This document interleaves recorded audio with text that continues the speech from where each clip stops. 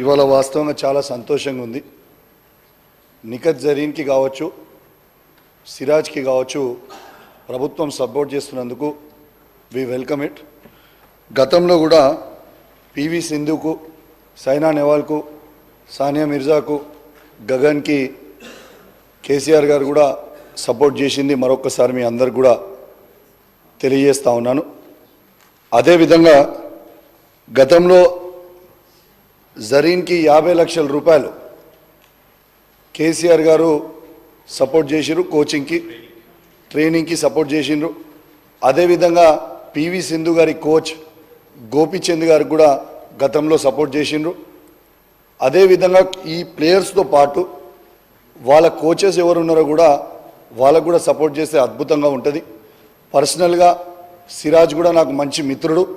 వాస్తవంగా నేను fastest bowler తెలంగాణలో ఉండి రంజీ ట్రోఫీ ఆడినప్పుడు నా రికార్డ్ని బ్రేక్ చేసింది కూడా సిరాజే.